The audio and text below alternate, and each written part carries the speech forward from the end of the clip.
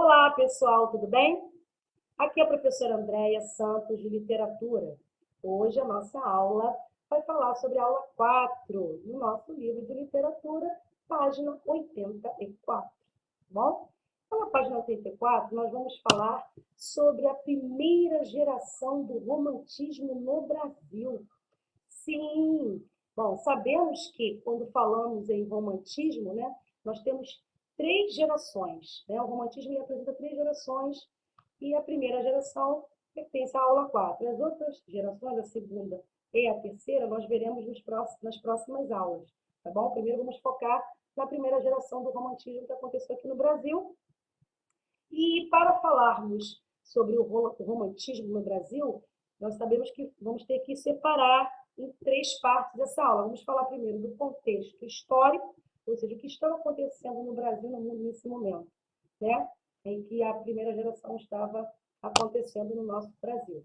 Depois do contexto histórico, eu vou falar sobre algumas características pertinentes à primeira geração do romantismo aqui no Brasil. E depois eu vou falar sobre os dois autores que mais se destacaram na primeira geração do romantismo, e depois vou falar também sobre as obras pertinentes a esses autores. Então, vamos falar agora de contexto histórico. Contexto histórico, né? Marca aqui para a gente, está vendo aqui na tela? A chegada da família real no Brasil, 1808. Então, eu vou fazer uma breve explanação para que vocês possam entender todo esse contexto histórico no momento em que o romantismo estava chegando aqui. Bom, ele foi influenciado pelas mudanças ocorridas na Europa, né, a partir da Revolução Francesa. E o romantismo, ele buscou criar um meio de expressão original, tá? E essa expressão, através de uma língua simples e usual, né, como forma de aproximação, fez com que o público se aproximasse mais, né, do público burguês. No Brasil, o romantismo surgiu após a independência, né, política do Brasil, pois foi a partir disso que os artistas da primeira geração, né, romântica, eles começaram a delinear uma produção essencialmente nacional, focando, né, por exemplo, nas particularidades da língua e na riqueza da fauna e da flora, né, da flora local. Bem, no início do século XIX, a realidade política e cultural do nosso país, né, ela se encontrava num momento bem conflitante. Exatamente, muito conflitante. Por quê? Porque as manifestações artísticas, elas eram bastante dependentes de Portugal, pois naquela época, aqui no Brasil, não existiam meios de divulgação, né, do conhecimento, como universidades, tipografias e imprensa. Não existia isso. Então, temendo essa propagação desses ideais revolucionários, a política colonial portuguesa, né, ela começou a proibir qualquer tipo de impressão. A proibição veio, limitando o acesso à educação. As pessoas, quanto mais eram proibidas de saber o que estava acontecendo, melhor seria, porque não ia espalhar, não ia disseminar isso tudo, ia criar uma revolução e eles não queriam isso. Bem, aos poucos, as bibliotecas existentes, né, localizavam-se sempre, né, nos conventos. Os conventos sempre tinham biblioteca lá, mas somente dentro do convento. Lá é que ficavam as bibliotecas. E eram destinadas, essas bibliotecas, elas eram destinadas, né, somente à formação religiosa. Era para isso que existia a biblioteca dentro do convento. Era visando só a formação religiosa. E aí os livros que eram obtidos, né, pelos poucos leitores da época, né, pelos poucos leitores que tinham aqui na época, esses livros eram trazidos, né, às vezes clandestinamente, né, de localidades europeias, de outras localidades. Olha só como é que o negócio era feio, né? Então, o que a gente pode entender? Né? Nessa época havia muita dificuldade, até mesmo na parte, né, de se expandir culturalmente. Mas quando Dom João, né? Assim, quando a chegada da família real no Brasil aconteceu, em 1808, as coisas começaram a mudar radicalmente. Começaram a mudar radicalmente, porque aí eles criaram, né, através do rei, mandou criar novas escolas, bibliotecas, museus, né, mais casas tipográficas, né, órgãos da imprensa. E aí o Rio de Janeiro se tornou o centro cultural do país. Porque começou a abrir, né, um horizonte bem diferente do cenário que se via antes. Então, esse cenário ele mudou de repente com a chegada da família real aqui no nosso Brasil. E além disso, Dom João VI, ele começou, né, a ter uma visão, vamos movimentar essa economia. Aí o que ele fez? Decretou a abertura dos portos para o comércio com as outras nações.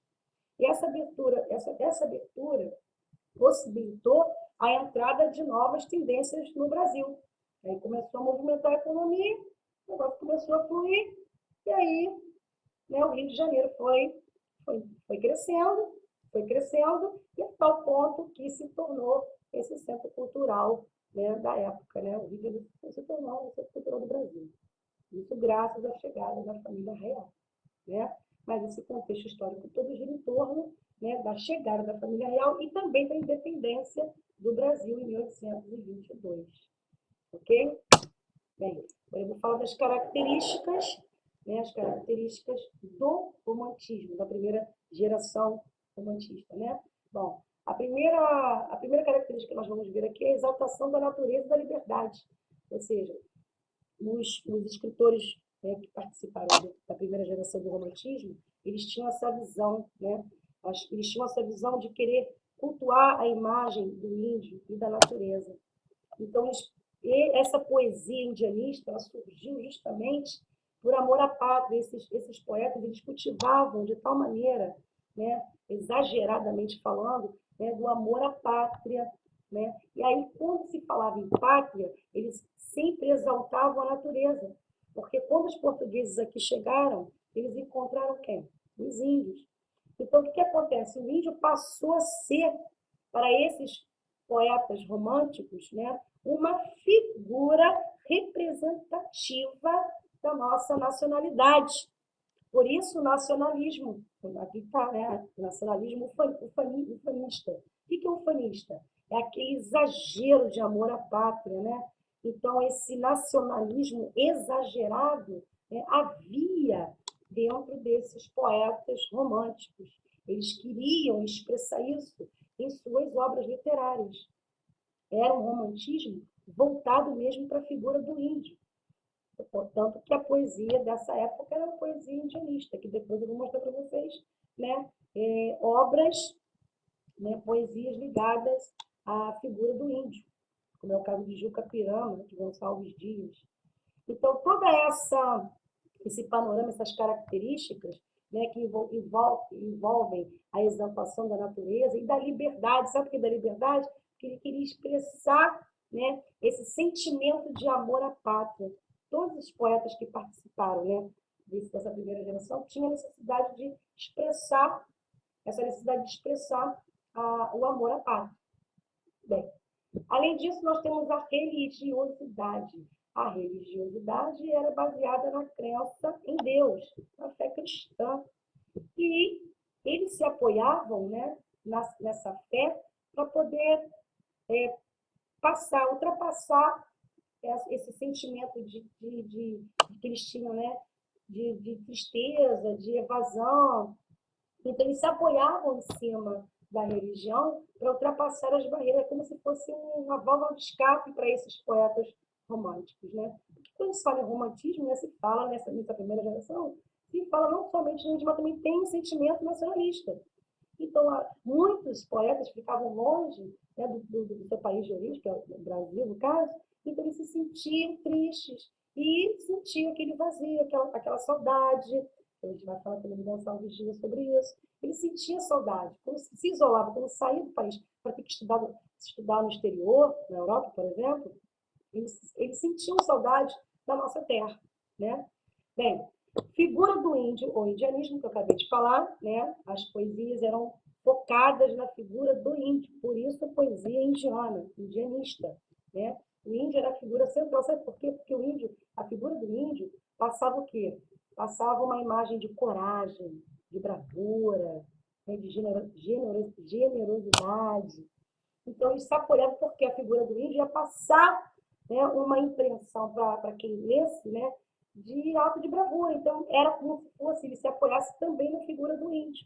Então, o Gonçalves Dias, então, ele era, assim, apaixonado, né, em criar poesias indianistas, tá? Era o foco dele, era esse, era o perfil dele.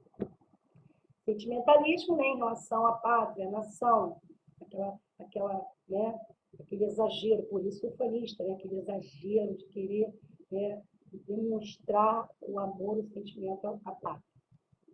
Bem, e o brasileirismo, quando se fala em linguagens, poetas românticos da primeira geração, eles procuravam usar uma linguagem simples, direta, justamente para alcançar, né, o povo burguês e as pessoas terem acesso a uma linguagem direta e objetiva que todos pudessem entender.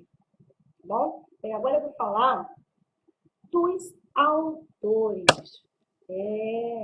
Dos autores. Eu vou falar primeiro sobre o Gonçalves de Magalhães, Domingos Gonçalves de Magalhães. Ele foi, né, o primeiro poeta romântico que trouxe, né, o romantismo para o Brasil. E, justamente, o romantismo teve introdução no nosso Brasil, justamente com a publicação da obra Suspiros Poéticos e Saudades, isso em 1836. Bom, então, foi o primeiro livro, né, que foi introduzido no Brasil, a primeira geração do romantismo. Bom, ele foi Gonçalves de Magalhães, o poeta romântico responsável por isso. Bem, assim, deixa eu comentar sobre o Suspiro Poético de Saudades. Esse livro, ele tinha como base mostrar todo o sentimento de amor à pátria, porque muitos poetas, como eu falei, ficavam longe, né, da sua pátria. Aí se ausentavam do Brasil para estudar no estrangeiro, né, na Europa. Então, eles sentiam saudades. Então, Gonçalves de Magalhães, ele preparou essa obra poética, né, esse livro maravilhoso, para mostrar, né, para expressar todo esse sentimento de saudade.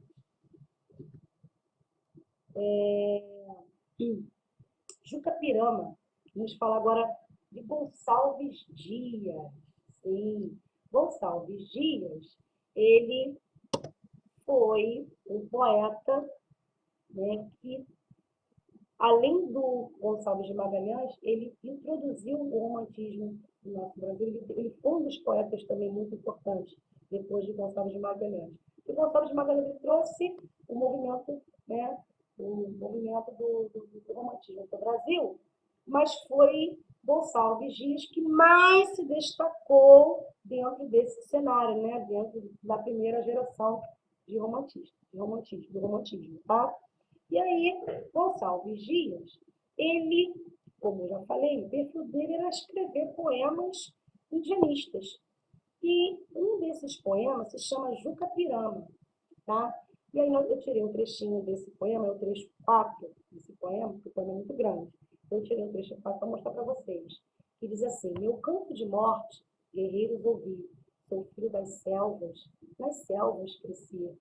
Guerreiros descendo da tribo tupi, da tribo pujante, que agora errante, padre constante, guerreiros nasci. Sou bravo, sou forte, sou filho do norte, meu canto de morte, guerreiros ouvi. Vocês podem perceber que aqui há a presença, né, marcante da figura do índio. E esse poema, Gonçalves Dias, procura demonstrar, né, a bravura do índio. E vocês sabiam que a palavra, o nome Juca Pirama significa vai morrer até, significa morte, né? A pessoa está esperando pela morte. Juca Pirama, esse nome significa isso em tupi, né? A morte é breve, vai chegar para essa pessoa, né? Anuncia a morte, né? Até que a morte venha, significa isso em tupi, tá? Então, voltando ao que eu estava falando, o Gonçalves Dias, esse poeta, ele preparou esse poema indianista, demonstrando toda a figura do índio e mostrando também, né, o seu apreço. Ele idolatrava bastante os índios nessa época, gostava muito de escrever pensando no índio. E aí, tanto que ele era conhecido como poeta dos índios, né? Poeta dos índios. Gonçalves Dias era conhecido como poeta dos índios. Assim também como ele era conhecido como poeta, né, do exílio, que depois eu vou mostrar para vocês um outro poema de Gonçalves Dias, tá? Ele também escreveu um poema muito interessante, mas indianista, o Juca Pirama, esse poema Juca Pirama foi o que mais se destacou. Então aqui ele mostra a bravura do índio, né?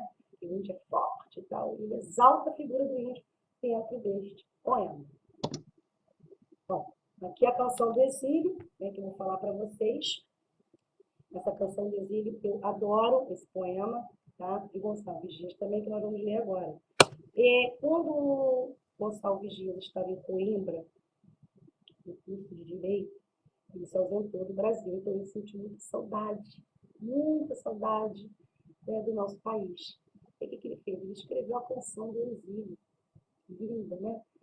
Eu só tirei um trechinho, que o poema é grande. Eu tirei um trechinho só para a gente ler junto. Bom, vamos lá? Minha terra tem palmeiras, onde canta o sabiá. As aves que aqui gorjeiam, não gorjeiam como lá. Nosso céu tem mais estrelas, nossas várzeas têm mais flores, nossos bosques têm mais vida, nossa vida mais amor. Em cismar sozinho à noite, mais prazer encontro eu lá. Minha terra tem palmeiras, onde canta o sabiá. Perceberam, né, que dentro desse texto, né, desse poema, desse fragmento desse poema, Gonçalves Dias ele expressa, né, o sentimento de tristeza, de saudade por estar longe da sua pátria amada, da sua terra que ele tanto ama. E nesse poema ele traz, né, em alguns versos, né, uma comparação muito grande, porque lá onde ele estava, melhor dizendo, né, em Coimbra, estudando, fazendo faculdade de Direito, ele não encontrava lá o que ele encontrava aqui, no nosso Brasil. Então essa saudade batia no coração do poeta, ao ponto que ele escreveu a canção do exílio. E ele ficou conhecido também como poeta do exílio, justamente por ter criado essa canção tão maravilhosa. Então ele era conhecido como poeta dos índios, porque também produzia poesias indianistas, e ele também era conhecido como poeta do exílio, porque ele também escreveu a canção do exílio, porque ele retratava todo o sentimento, né, o amor à pátria, a saudade. Isso refletia em outros poetas que também se ausentavam do nosso país para estudar fora, né, para ir para o estrangeiro. Bom, bem, agora eu quero falar rapidamente a bibliografia desses poetas. Sim, tanto o Gonçalves Dias, do Gonçalves de Magalhães, eu queria falar com vocês rapidamente uma biografia pequena, não vou me estender muito. Gonçalves de Magalhães nasceu em 1811 e faleceu em 1882, né, com 71 anos. Okay? Ele foi considerado o fundador do romantismo brasileiro, como eu já falei, nasceu no Rio de Janeiro. Bom, foi poeta, professor, ensaísta, diplomata, político e também médico. E ele era conhecido também como Visconde do Araguaia. Olha o título que ele recebeu, né? E faleceu, né? Faleceu em Roma, na Itália. Bom, já Gonçalves Dias, né, nasceu em 1823 e faleceu em 1864, com 41 anos. Tá? Ele foi poeta, jornalista, professor, advogado e teatrólogo também. Ele nasceu no Maranhão. Bom? E, como eu já falei, ele estabeleceu o pensamento romântico, né? Apelo da poesia nacional. E ele era conhecido, como eu já falei, o poeta dos índios e também como poeta dos índios. Aí ele morreu num naufrágio na costa maranhense. Tá bom? Bem, mais uma coisa que eu queria falar sobre essa canção do exílio. E quando Gonçalves Dias escreveu, ele foi muito sábio, tão sábio, que tem versos aqui dentro desse poema, Canção do Exílio, que O nosso hino, né, nacional brasileiro também tem. Ou seja, quando fala nossas várzeas, né, nossas várzeas têm mais flores, nossos bosques têm mais vida, nossa vida mais amores. Tão lindo esse verso, esses dois versos, né? E esses dois versos, eles são encontrados lá no nosso hino nacional brasileiro. Coisa linda, né? Adoro isso, gente. Foi muito bom estar com vocês. Terminou aqui a nossa aula sobre a primeira geração do romantismo, falando sobre poesia indianista, falando sobre Gonçalves de Magalhães, falando sobre Gonçalves Dias, que foi um dos caras que mais se destacaram na primeira geração. Ó, não esqueçam de dar um like nos nossos vídeos e, por favor, façam os exercícios de casa, ok? E até a próxima aula. Tchauzinho!